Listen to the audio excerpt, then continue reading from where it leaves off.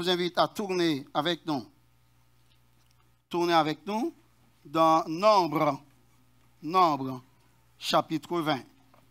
C'est là où Frère Isaac a lu pour nous le texte qui va nous servir de base, de référence, d'ossature à notre prédication du jour. Nombre, chapitre 20. Je vais vous lire par souci d'économie du 10e jusqu'au 12e verset. Nombre, chapitre 20, versets 10, 11 et 12. Suivez avec nous attentivement la parole de Dieu. Moïse et Aaron convoquèrent l'assemblée en face du rocher. Et Moïse leur dit, écoutez donc, rebelles, est-ce de ce rocher que nous vous ferons sortir de l'eau? Puis leva la main. Moïse leva la main et frappa 2 fois le rocher avec sa verge. Sortit de l'eau en abondance. L'assemblée but et le bétail aussi, verset 12. Alors l'Éternel dit à Moïse et à Aaron, et parce que vous n'avez pas cru en moi pour me sanctifier aux yeux des enfants d'Israël, vous ne ferez point entrer cette assemblée dans le pays que je lui donne. Permettez que je vous relise le 12e verset. Et prêtez attention. Peu importe votre ancienneté à l'église du Seigneur. Alors l'Éternel dit à Moïse et à Aaron, et parce que vous n'avez pas cru en moi pour me sanctifier aux yeux des enfants d'Israël, vous ne ferez point entrer cette assemblée dans le pays que je lui donne. Si c'est la parole du Seigneur. Qui n'a pas péché devant Dieu, chers amis? Nous branchons tous d'une certaine manière, s'exclama Paul. Les erreurs des uns doivent servir à la correction et à la prudence des autres. Car la parole de Dieu dit, tout ce qui a été écrit d'avance l'a été pour notre instruction. Un faux pas regrettable. Voilà le thème du sermon, la circonstance. Je vais reprendre pour vous. Un faux pas regrettable.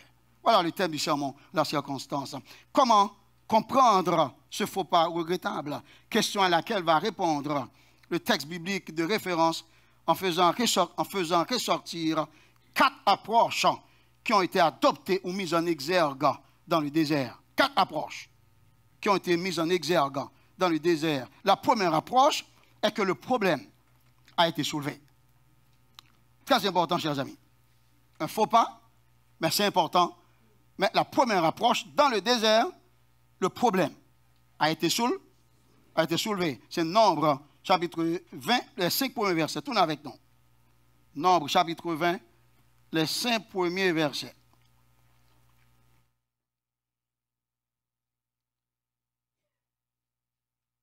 Vous êtes là?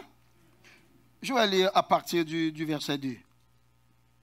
Il n'y a point d'eau pour l'assemblée. Et l'on se souleva contre Moïse et Aaron. Le peuple chercha querelle à Moïse. Ils dirent, que n'avons-nous expiré quand nos frères expirèrent devant l'Éternel? Verset 4. Pourquoi avez-vous fait venir l'assemblée de l'Éternel dans ce désert pour que nous y mourions, nous et notre bétail? Verset 5. Pourquoi nous avez-vous fait monter hors d'Égypte pour nous amener dans ce méchant lieu? Ce n'est pas un lieu où l'on puisse semer. Il n'y a ni figuier, ni vigne, ni grenadier, ni eau à boire. Ici, ce n'étaient pas les paroles des dirigeants, mais c'était donc les paroles du peuple. Du peuple en proie à de grandes difficultés. Donc le peuple a eu soif. Le bétail a eu soif. Ce n'était pas une plaisanterie. Le peuple a précisé, il n'y a point d'eau pour le peuple et pour le bétail. Les dirigeants comprirent l'urgence de la situation. Pendant les 40 ans passés au désert, l'eau représentait le plus grand besoin physique. Depuis Horeb, Exode chapitre 17, l'Éternel en avait fourni en permanence. Le nouveau manque d'eau poussa le peuple à s'attaquer à Moïse. C'est une attitude très répréhensible. Écoutez, les problèmes ne doivent jamais pousser à la révolte, mais surtout à la prière. Une erreur que le peuple a commise. L'erreur était donc taxée de répréhensible, car s'attaquer au conducteur que Dieu a établi, c'est tenter Dieu lui-même, ce qui n'est pas un bon signe. La situation était si désespérée. Selon le peuple, qu'il aurait préféré mourir lors de la rébellion de Corée. Comprenez, chers amis, une adversité inciterait le peuple de Dieu à choisir le pire au lieu, n'est-ce pas, au lieu de regarder de l'avant. Il y a la mauvaise situation dans la vie, n'est-ce pas? Mais nous devons savoir que Dieu, il est toujours en contrôle. Le peuple cherche à querelle à Moïse. Il y a une déclaration que ce peuple a faite qui attire mon attention.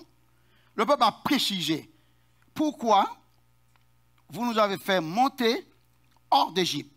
Le peuple ainsi a reconnu la contribution de Moïse dans l'œuvre de la libération.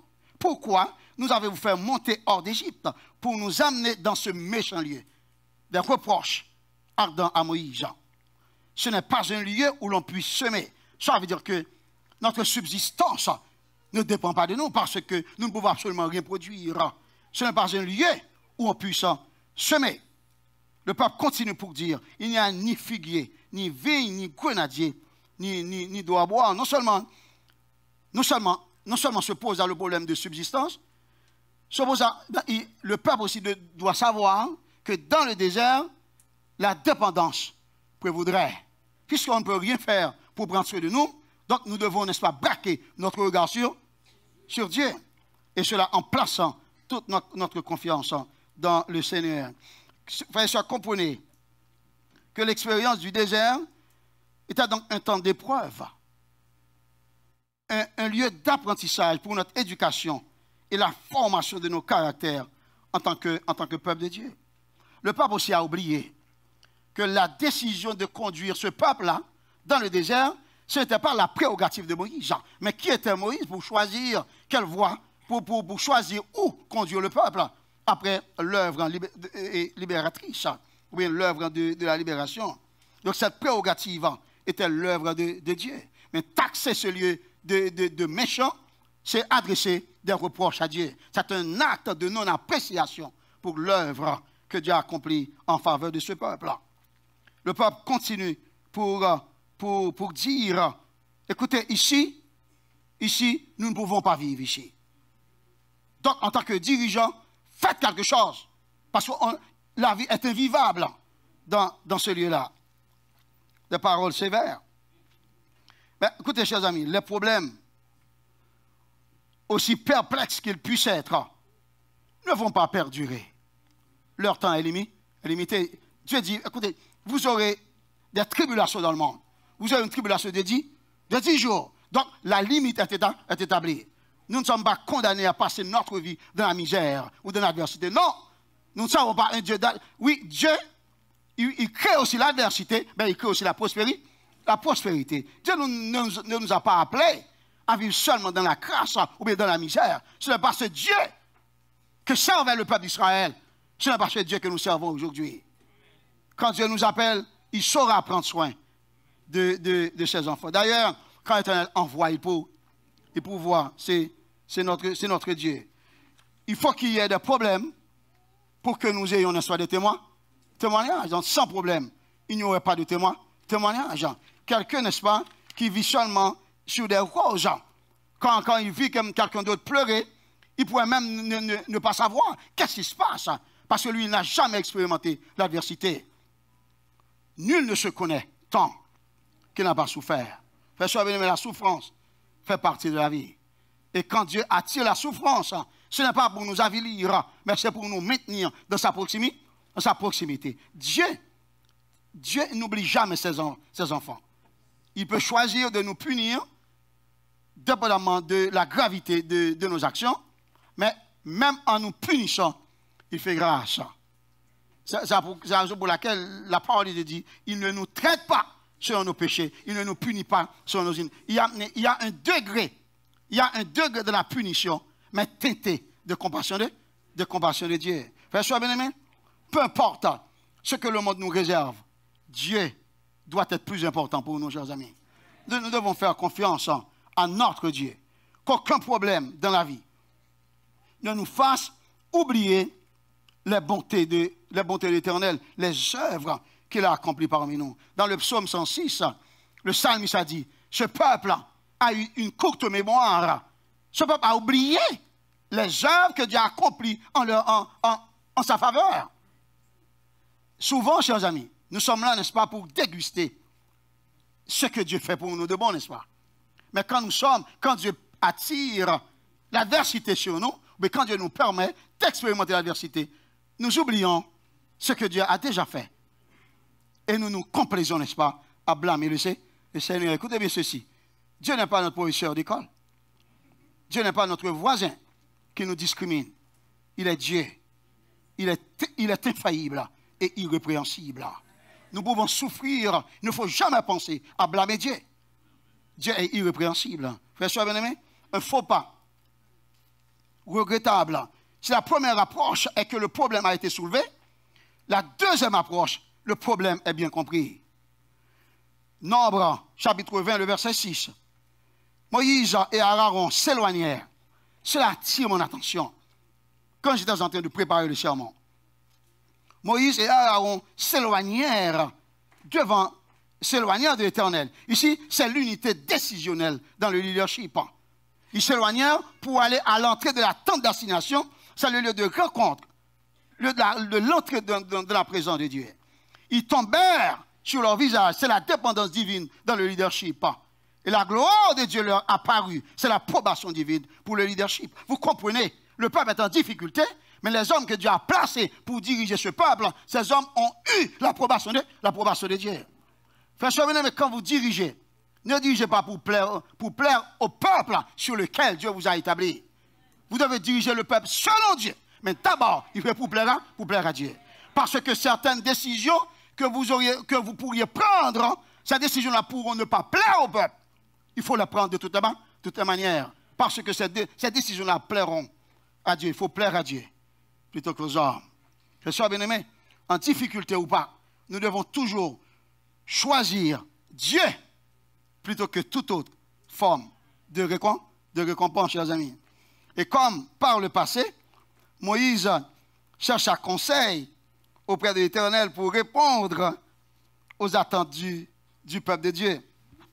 C'est un peuple, n'est-ce pas, avec la tendance ambivalente. Quand c'est bon, quand c'est bon, le peuple, n'est-ce pas, jubile devant Dieu. Quand vient un moment de difficulté, le peuple, n'est-ce pas, il se révolte contre le dirigeant pour le lapider. C'est la réalité à l'église de nos jours, n'est-ce pas, au sein de l'église de nos jours. Cette tendance s'infiltre encore au sein de l'église. Mais heureusement, Dieu, il est toujours là, n'est-ce pas? Bon Dieu dit, take it from. Take it from. Take it easy. Take it from. Ça, bon Dieu dit. Dieu est toujours là, n'est-ce pas? Waouh! Frères et sœurs bien-aimés, ne nous berçons pas d'illusions. Dans l'exercice de nos ministères à l'église, le peuple que nous dirigeons est le peuple de Dieu. C'est important. Donc, puisque nous dirigeons le peuple de Dieu, donc les problèmes du peuple, il est vrai, sont nos problèmes, mais d'abord, sont les problèmes de parce que c'est le peuple de Dieu. Donc, soyons toujours prêts à déposer au pied du Seigneur les soucis du peuple, peu importe leur nature. Peu importe leur nature. On se rappelle, par exemple, quand Marie et Aaron et dire du mal concernant Moïse, parce que Moïse avait choisi une femme égyptienne. Dieu a appelé les trois. Dieu dit à Moïse de dire à ton frère et à ta soeur de venir me voir. Je dois leur parler. Mais quand Moïse arriva là où Dieu devait leur parler, Dieu écarta Moïse un petit peu. Parce que Dieu voulait parler aux rebelles, à Marie et à Aaron. Dieu dit, ne savez-vous pas que Moïse est mon serviteur? Un serviteur très patient sur la terre. Quand vous parlez mal de ce serviteur-là, c'est de moi que vous parlez mal. Vous voyez ce que Dieu fait? Dieu a blâmé les membres d'une même famille pour avoir tenu des propos et déplaisants à l'endroit d'un serviteur qu'il a placé dans son œuvre. J'aime Dieu, chers amis. Dieu veut que la discipline règne. Dieu veut que le respect règne partout. C'est Dieu, chers amis. Si nous sommes le peuple de Dieu, si nous ne pouvons pas cultiver du respect pour les autres, ben, de qui sommes-nous peuple? C'est important. Nous devons faire la différence. C'est important de comprendre que Moïse et Aaron ne répondirent pas au soulèvement du peuple. Cela aussi attire mon attention. Moïse et Aaron, puisque le peuple leur lança des propos odieux, des propos fastidieux, les deux auraient pu dire au peuple, mais arrêtez un petit moment. Non. Moïse et Aaron ne dirent absolument rien au peuple. La parole de Dieu dit, Moïse et Aaron choisirent de s'éloigner de l'assemblée. Frères et sœurs bien-aimés, quand le peuple de Dieu confronte des difficultés, il y a certaines difficultés que le peuple de Dieu confronte, nous n'avons pas de réponse. Nous devons un peu, n'est-ce pas, nous éloigner, nous retirer un petit peu pour aller consulter l'Éternel. Et après quoi, nous reviendrons vers le peuple de Dieu. Frères et sœurs, maintenant, écoutez, le peuple peut parler, n'est-ce pas? C'est de la souffrance. Mais il faut parler respectueusement. C'est important, n'est-ce pas? La communication vaut grandes choses, n'est-ce pas, au sein de l'Église. Il faut parler, mais il faut transmettre les doléances, et cela de manière respectueuse, n'est-ce pas? C'est important.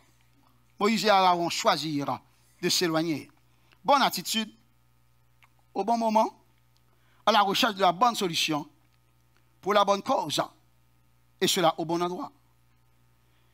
Répète après moi, et peuple de Dieu, bonne attitude au bon moment. Encore? Cette action ou décision aurait eu pour effet de calmer les tensions et de placer le peuple en expectative. Parce que les dirigeants n'ont rien dit, le peuple ne pouvait pas continuer à blâmer les dirigeants. Le peuple devait rester pour voir qu'est-ce qui va se passer.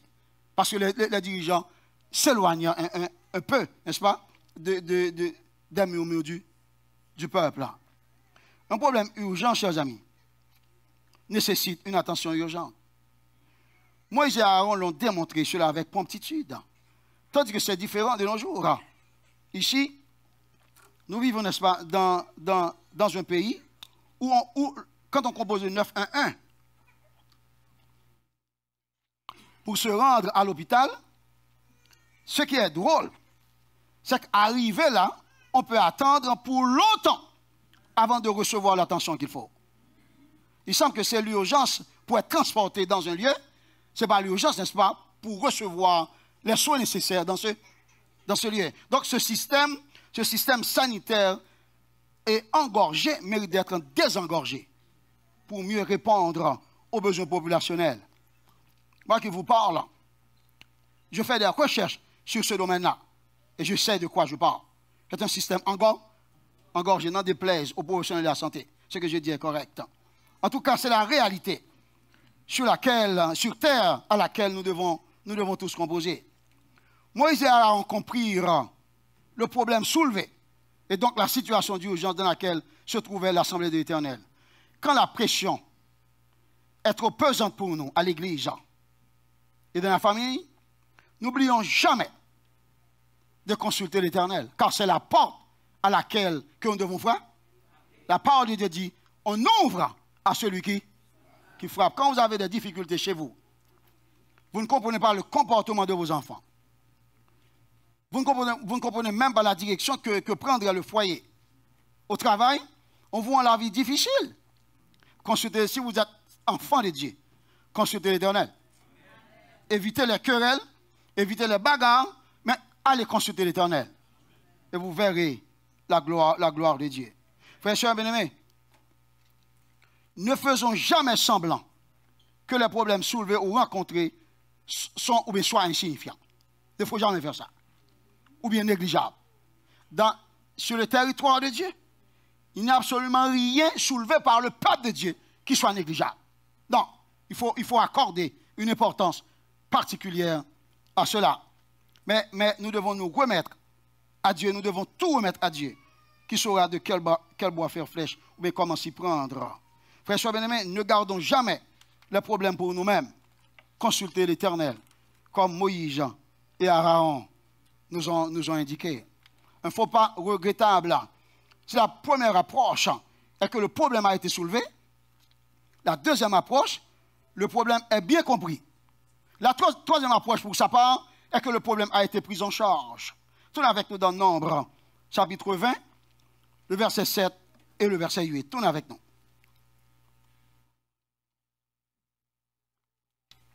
Je vais aller pour vous. L'Éternel dit à Moïse, prends la verge et convoque l'assemblée, toi et ton frère Aaron. Précision, vous parlerez en leur présence au rocher, et il donnera ses eaux. Tu feras sortir pour eux de l'eau du rocher. Tu abreuveras l'assemblée et leur bétail. Prends la verge, c'est le symbole d'autorité dans la dépendance divine. Dieu dit, quand Dieu dit à Moïse, convoque l'assemblée, toi et ton frère Aaron, regarde ce que Dieu fait. Dieu établit la priorité. Dieu précise le rang dans le leadership. Il n'a pas dit Aaron et Moïse, il dit Moïse et Aaron. Dieu respecte le lien, le rang dans la position au sein du leadership. Moïse d'abord. Donc, remet le peuple en confiance. Et c'est ce que doivent faire les dirigeants d'aujourd'hui face aux problèmes rencontrés par le peuple de Dieu à l'Église. Dieu continue pour dire, vous parlerez en leur présence au rocher. C'est important ce que Dieu dit ici.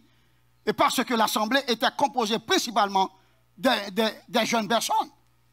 Les adultes, presque tous les adultes, n'est-ce pas, sont morts à cause de leur désobéissance. L'assemblée était donc tétée, n'est-ce pas, de la jeunesse. Quand Dieu dit à Moïse de parler au rocher, c'est pour donner une preuve de démonstration de puissance de Dieu, n'est-ce pas, sur la terre. Écoutez, il y a des miracles que nous autres, nous connaissons, mais nos enfants ne les connaissons pas encore. C'est important quand Dieu dit à Moïse de parler au rocher. Ce peuple n'avait jamais expérimenté cela, qu'on parle au rocher et qu'un miracle allait s'accomplir. Ça, c'est l'exercice que Dieu a demandé à Moïse. Et malheureusement, plus tard, nous allons voir que le grand serviteur de Dieu a échoué le test. Malheureusement. Et Dieu dit, le rocher donnera ses eaux et tu feras sortir pour eux de l'eau du rocher et tu abreuveras l'assemblée de leur bétail. Ici, c'est une démonstration ou une preuve de puissance à cette génération pour une mission bien accomplie. Parce que, bien aimé, nous vivons dans une société où il y a très peu de révérence pour Dieu, ou pas du tout. Tandis que la nouvelle génération chrétienne à l'Église grandit dans cette société. Donc, nous devons, à la lumière de la Bible, tout comme Moïse avait la verge, nous autres, nous avons la Bible. C'est important, quand je dis que Moïse avait une verge, c'est cette verge-là que Moïse n'est pas utilisée pour traverser la mer Rouge. Mais Moïse ne gardait pas cette verge-là dans sa maison. Moïse a déposé la verge à l'endroit où Dieu l'avait indiqué. La verge que Moïse a utilisée était toujours en possession de Dieu, n'est-ce pas?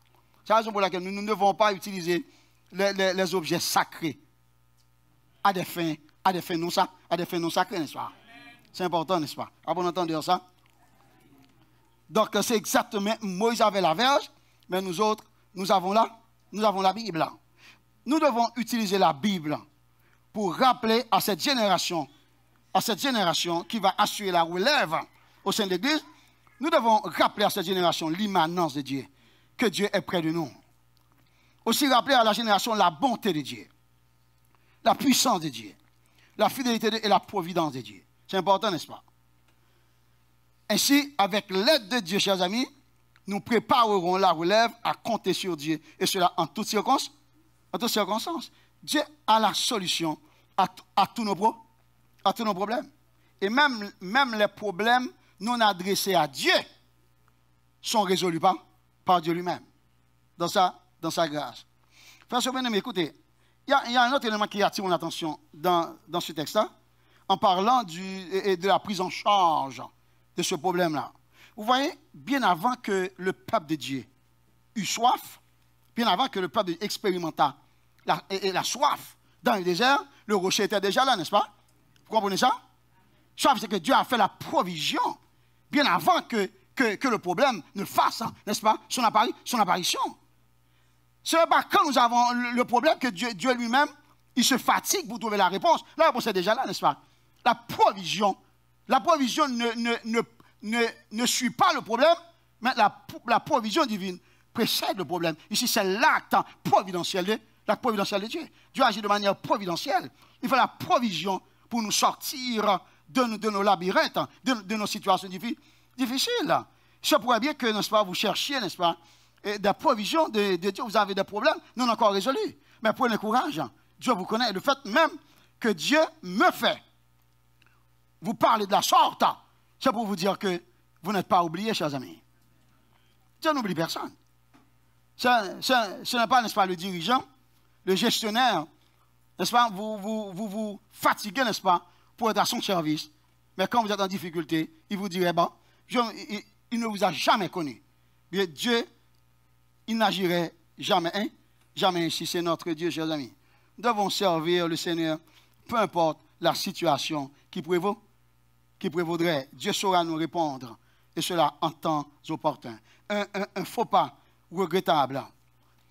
Si la première approche est que le problème a été soulevé, la deuxième approche, le problème est bien compris. La troisième approche, le problème a été pris en charge. La quatrième et la dernière approche, pour sa part, est que le problème résolu a été mal adressé. C'est maintenant que je vais prêcher.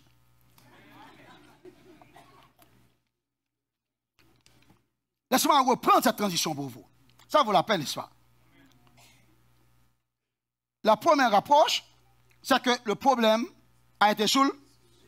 Deuxième approche, problème con. Troisième approche, problème prison. Et quatrième approche, problème résolu, mal adressé. Problème résolu, c'est un fragment de phrase. Il n'y a pas de virgule après résolu. Problème résolu, mal adressé. La solution, certes, est trouvée. Cependant, la fin ne justifie pas les moyens. La fin ne justifie pas les moyens, chers amis. Donc c'est important de savoir ce que Dieu avait dit à Moïse. Nous allons reprendre les recommandations du Seigneur et les actions posées par Moïse pour voir là où Moïse, n'est-ce pas, a réussi et là notre grand frère a échoué. Première recommandation du Seigneur au verset 8. L'Éternel dit, prends la verge. C'est une recommandation, n'est-ce pas? Prends la verge. C'est ce que Dieu dit à Moïse. Et vous allez voir au verset 9, Moïse prit la verge qui était devant l'Éternel, comme l'Éternel le lui avait dit. Preuve d'obéissance, n'est-ce pas? Ici, c'est un vrai pas pour un bon début vers la bonne direction, n'est-ce pas? Bravo à Moïse. Mais toute la gloire est à Dieu. Deuxième recommandation. Dieu dit, convoque l'assemblée. Toi et ton frère Aaron. Toi et ton frère Aaron. Peut-être que vous diriez, mais Dieu aurait dû dire convoquer. Parce qu'il dit toi et ton frère. En français, quand on dit toi et ton frère, vous auriez dû employer vous. Dieu dit convoque ici. Ici, c'est un rang de majesté que Dieu a utilisé. Dieu sait ce qu'il dit, n'est-ce pas? Dieu met l'accent sur Moïse. Et Aaron est seulement à ses côtés. Convoque l'assemblée. Toi et ton frère Aaron. Regardez ce que Moïse a fait. Au verset 10, Moïse et Aaron convoquèrent l'assemblée en face du rocher. Bonne précision. Donc encore preuve d'obéir. Bravo Moïse. Toute la gloire est à Dieu. Donc, c'est bien ça, ce que Moïse a fait, n'est-ce pas? C'est bien, quand les serviteurs de Dieu ont bien fait, on glorifie Dieu on glorifie Dieu et on apprécie l'acte posé, n'est-ce pas? Pour dire que vous pouvez continuer ainsi, parce que vous êtes sur la bonne voie. La troisième recommandation de Dieu, c'est le nœud gordien de notre intervention aujourd'hui. La troisième recommandation, Dieu dit à Moïse, vous parlerez en leur présence au rocher. Précision, vous parlerez. Et la conséquence, le rocher donnera ses eaux. Et encore, tu feras sortir de l'eau et tu abreuveras l'assemblée et le bétail. Précision de Dieu, n'est-ce pas? Nous allons voir ce que notre grand frère a fait. Et cela attire mon attention. Ça attire mon attention dans notre service à Dieu, chers amis. Moïse, verset 10b. Et Moïse leur dit, il y a un problème ici. Il y a un problème ici parce que une fois que Moïse aura fini de convoquer le peuple, Moïse ne devait plus s'adresser au peuple, n'est-ce pas? Dieu dit, vous parlerez au rocher. Tu convoques le peuple et toi et Aaron, vous parlerez au rocher. Écoutez bien ce qu'a fait le serviteur de Dieu, Moïse. Au verset 10, Moïse a convoqué l'assemblée en face du rocher. Bien fait. Et Moïse leur dit, il y a un faux pas ici. C'est un acte de crédulité. Moïse dit, écoutez donc, rebelles. Moïse reprocha le peuple. Ce n'était pas le moment. Encore un autre faux pas. Et Moïse dit, est-ce de ce rocher que nous vous ferons sortir de l'eau? Encore un grand faux pas. Moïse a révoqué l'Éternel. Moïse dit, est-ce de ce rocher que nous vous ferons sortir de l'eau? Comme si Moïse s'est attribué le titre de pourvoyeur. Moïse a jeté Dieu sur le banc touche. Et donc, il s'est mis lui-même et Aaron à la place de Dieu. Il dit, est-ce de ce rocher que nous vous ferons sortir de l'eau? Un théologien a dit ici, nous remplace Dieu et Moïse, je ne pense pas. Pour moi, nous ici remplaçons Moïse et Aaron. Parce que Moïse a déjà rejeté les recommandations du Seigneur. Est-ce de ce rocher-là que nous vous ferons sortir de l'eau? Un faux pas monumental, chers amis. Vous savez que quand Dieu s'absente dans un endroit, rien de bon ne pourrait se produire dans cet endroit-là. Une famille sans Dieu est vouée à l'échec. Une église sans Dieu est vouée à l'échec. Un pays sans Dieu est voué à l'échec. Une nation sans Dieu est vouée à l'échec. Des ministères sans Dieu sont voués à l'échec. Nous devons penser à redonner à Dieu la place prioritaire. Il faut donner à Dieu la priorité. Des priorités. Un faux pas monumental du serviteur de Dieu, Moïse. Quelle erreur, n'est-ce pas, commise par le serviteur de Dieu. Dans le psaume 106, chers amis, dans le psaume 106, tenez avec nous, le psaume que nous avons lu, le psaume 106. Je vais vous faire voir cette précision. Le psalmiste essaie donc d'expliquer la raison pour laquelle Moïse a péché et qui l'a fait pécher. Le psaume 106. Le serviteur aussi, le psalmiste parle là, sous l'onction du Saint-Esprit. Et ce qu'il a dit est vrai. Le psaume 106. Retrouvez les versets pour vous directement. Psaume 106. Le verset 32, chers amis. Le verset 32 et le verset 33. Le psalmiste écrit. C'est important de savoir ça.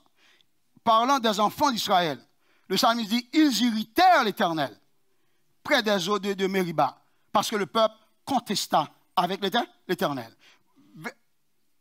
Et il continue pour dire, et Moïse fut puni à cause d'eux. Précision. Moïse a péché. Je pense que le péché de Moïse n'était pas un péché résolu, mais ça n'était pas un faux pas résolu, c'est un faux pas induit. Qu'est-ce que je voulais dire par induit? Un faux pas induit est un faux pas dicté par les circonstances, un faux pas poussé à cause des bouleversements que Moïse a subi, n'est-ce pas, de la part du peuple. Un serviteur qui a dirigé le peuple pendant 40 ans, et cela sans difficulté aucune. Le peuple aurait dû avoir pitié, n'est-ce pas, de son dirigeant, chers amis. Serviteur, il a connu beaucoup de souffrances dans le travail pour le peuple. Il n'a pas choisi lui-même de soustraire de l'eau, n'est-ce pas, au peuple. C'est Dieu qui a permis que l'eau, n'est-ce pas, c'est ça. Moïse n'a rien à voir avec ça. Le peuple a voulu lapider Moïse. Et même quand Moïse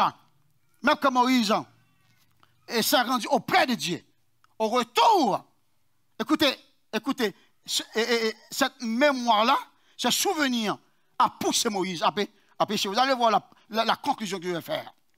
Il est vrai que le peuple a poussé Moïse à pécher. Mais vous regardez pour voir la réaction de Dieu. Dieu ne s'était pas dressé contre le peuple. Mais Dieu s'était donc dressé contre Moïse. Écoutez, quand Dieu vous a placé pour vous diriger, ne permettez à qui que ce soit de vous faire des détours, parce que vous-même vous allez payer les conséquences. Moïse devait savoir, il avait fini de parler à Dieu, mais Dieu lui dit, Dieu lui a donné 3 recommandations. La première a été suivie, la deuxième a été suivie, mais pourquoi ne pas suivre la 3e recommandation, la recommandation charnière, serviteur de Dieu, à cause des difficultés rencontrées. Il a désobéi, non pas de manière résolue ou planifiée, mais de manière induite. Frères et sœurs bien-aimés, il faut comprendre cela. Il ne faut jamais sous-estimer la valeur de Dieu. Jamais. Il faut tout prendre Dieu au sérieux. Vous avez beaucoup de temps dans le ministère, gloire à Dieu. Mais n'oubliez pas, Dieu, il est Dieu. Vous êtes ancien dans le ministère, vous êtes excellent dans le ministère, gloire à Dieu, c'est bien. Écoutez, mais Dieu évalue nos actions chaque jour pour voir l'état de notre santé spirituelle, l'état de notre santé spirituelle. Le peuple aigrit Moïse. Le peuple pousse à Moïse à pécher. Mais le peuple n'a payé absolument aucune conséquence, tout au moins, n'est-ce pas? Tout au moins lors du faux pas de Moïse. Dieu doit être pris au sérieux, chers amis. Ça, peu importe notre familiarité. Il ne faut jamais confondre familiarité et révérence. Nous sommes proches de Dieu, c'est vrai, mais nous devons savoir c'est notre Dieu. Ce que Dieu dit doit être respecté. Et certaines fois, nous servons Dieu par routine. Nous supposons ce que Dieu avait dit dans le passé. Pour nous autres, donc, nous comblons les espaces vides, comme c'est ce que Dieu aurait dû dire. Nous agissons, non, point du tout. Il faut regarder, parce que à Horeb, quand le peuple a eu soif, Dieu avait dit à Moïse de frapper le rocher. À ce moment, Moïse frappa. Bonne initiative. Dieu avait dit de frapper dans Exode chapitre 17. Mais arrivé dans le désert de Sin, Dieu a dit à Moïse, vous parlez au rocher. Et Moïse a frappé. Il y a une routine qu'il faut éviter dans le service de Dieu. Il ne faut jamais conduire, n'est-ce pas, notre style d'obéissance hier, aujourd'hui dans le travail de Dieu. Écoutez, notre obéissance hier ne garantit nullement que nous sommes encore obéissants aujourd'hui. Parce que si Dieu change sa recommandation et que nous poursuivons avec notre même routine, c'est sûr et certain, Dieu va nous trouver désobéissants. Frères et sœurs bien-aimés, j'ai fait une réflexion à Dieu pour voir, c'est Dieu qui a dit, parlant de Moïse, lorsque Dieu châtiait Aaron et Marie, Dieu a qualifié Moïse comme l'homme le plus patient sur la face de la terre. Ce qui est bizarre, c'est que l'homme le plus patient sur la face de la terre, par manque de patience, n'a pas pu entrer en Canaan. C'est l'homme le plus patient. Tandis que Moïse a perdu sa patience, il a perdu son sang-froid. Moïse a expérimenté beaucoup de douleurs pour Dieu. Beaucoup de douleurs pour Dieu, chers amis. Moïse a expérimenté les férules de Pharaon. Moïse a souffert.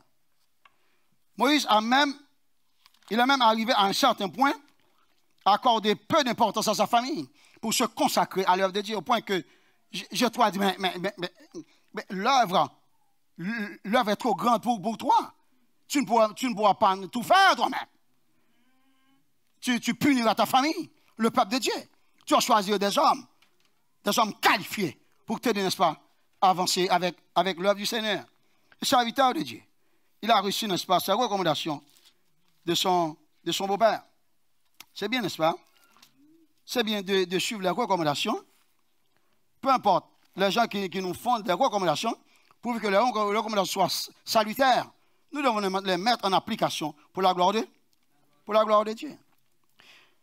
Je trouve Dieu extrêmement sévère. Extrêmement sévère. Regardez. Dieu a choisi, tournez avec dans le nombre aussi. Je vais vous faire lire ce texte. Je vais vous faire lire ce texte. C'est ça que vous avez besoin de partir, moi aussi. Mais c'est important, n'est-ce pas? C'est important de voir ce que Dieu a fait. Au verset 12. C'est Moïse qui s'était mis en colère, n'est-ce pas? Contre le peuple. C'est Moïse qui frappa le rocher 2 fois. Aaron était là auprès de Moïse. Tandis que Dieu, dans sa réponse, Dieu dit, alors l'Éternel dit à Moïse et à Aaron, et parce que vous n'avez pas cru, Dieu n'a pas dit à Moïse, parce que tu n'as pas cru. Dieu dit à Moïse et à Aaron. Dieu a ajouté aussi Aaron à l'équipe. Dieu n'a pas épargné Aaron. Dieu dit, parce que vous n'avez pas cru en moi, pour me sanctifier aux yeux des enfants d'Israël, vous ne ferez point entrer cette assemblée dans le pays que je lui donne. Vous ne ferez point entrer. Il faut savoir, chers amis, Aaron était donc le grand frère de Moïse. C'est un homme qui avait la parole facile, un homme qui savait parler, tout naturellement, don de Dieu, n'est-ce pas? Dieu a choisi de châtier Aaron. Dieu a châtié Aaron aussi. Et dans le plan de Dieu, Dieu a permis qu'Aaron mourût avant Moïse. Comprenez bien ceci. Moïse était le dirigeant. C'est Moïse qui devait passer le flambeau. C'est non pas Aaron. Myriam, la sœur de Moïse, la prophétesse, la sœur qui a pris soin de Moïse en Égypte. Cette sœur-là qui a conseillé à Moïse, arrivée à Kadesh, dans le désert, la première personne qui mourait, c'était Myriam. Et le peuple de Dieu pleura le départ de cette grande femme. Tandis que Dieu a choisi qu'Aaron mourut avant Moïse sur la montagne de Hor. Dieu dit à Moïse, quand tu arrives là, tu dépouilles Aaron de ses habits sacerdotaux et tu places ses habits sur Éléazar. C'est lui qui va être le souverain sacrificateur à la place d'Aaron. Moïse monta avec l'assemblée, avec Aaron. L'assemblée descendit sans Aaron.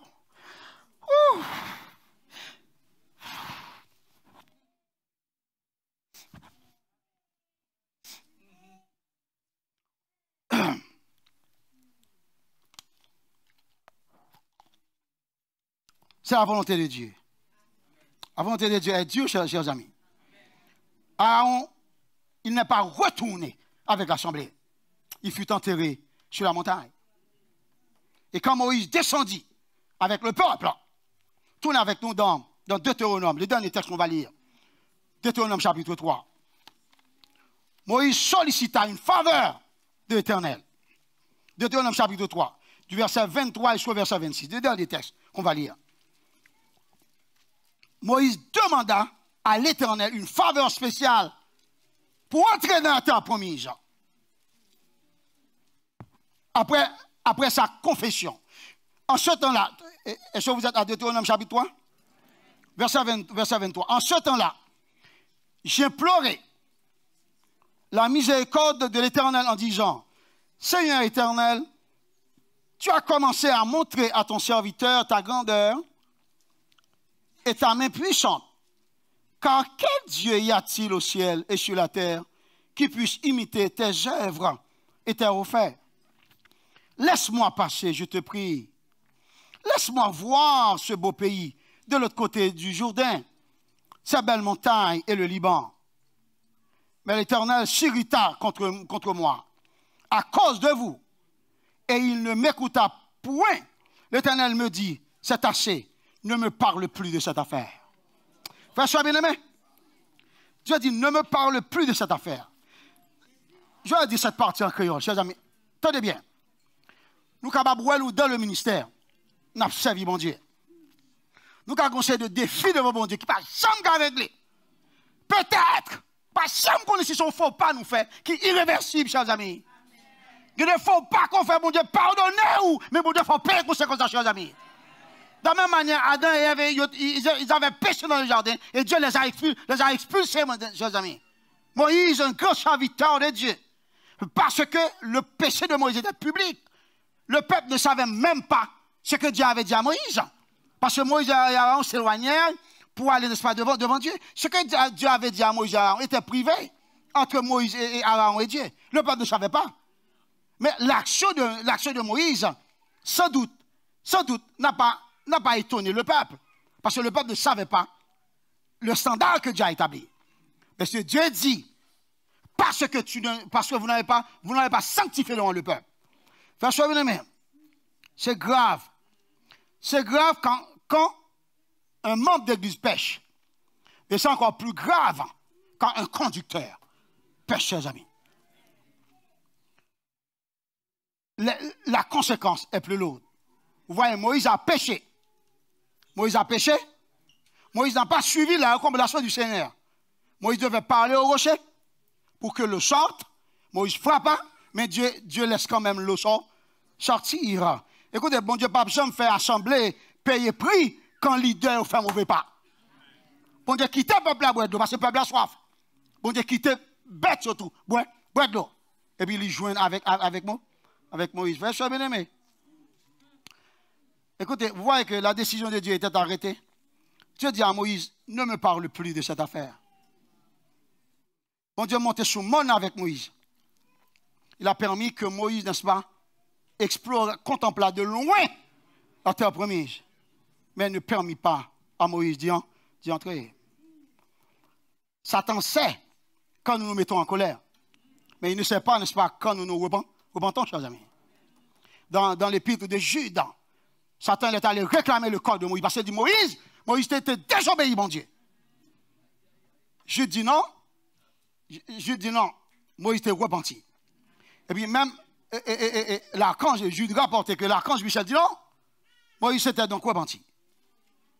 Mais l'archange Michel, qui était collaborateur de Lucifer dans le ciel, il n'a pas prononcé un jugement contre Lucifer. Il dit, le Seigneur lui-même te va réprimer. Mais c'est un archange aussi de rang supérieur, un ange de rang supérieur. Il dit à Lucifer, le dossier était déjà réglé. Et jusqu'à présent, personne ne sait où est-ce que Dieu a enterré. C'est Dieu qui a enterré Moïse. Moïse a péché. Moïse a été disqualifié. Dieu n'a pas permis à Moïse d'entrer en Canaan, mais c'est Dieu lui-même qui a enterré Moïse. C'est pour vous dire, puis quand nous sommes rentrés dans les affaires avec bon Dieu. Frère, sois bien aimé. Bien commencer ne garantit pas une bonne fin, à moins que les règles soient bien suivies.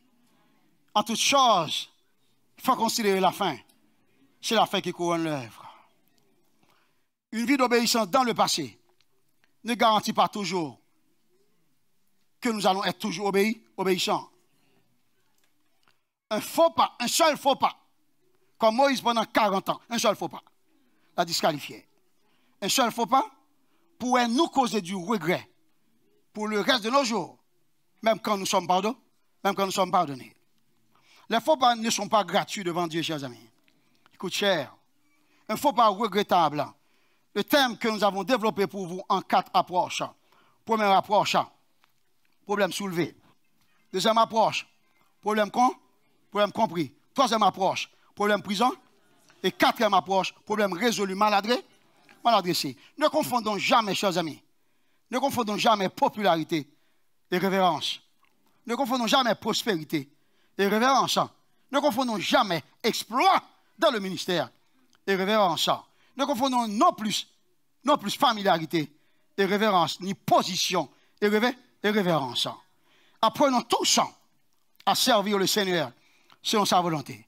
Car la parole de Dieu dit, si nous sommes dociles, si nous avons de la bonne volonté, nous mangerons les meilleures positions du pays. Que le Seigneur nous fasse sa grâce.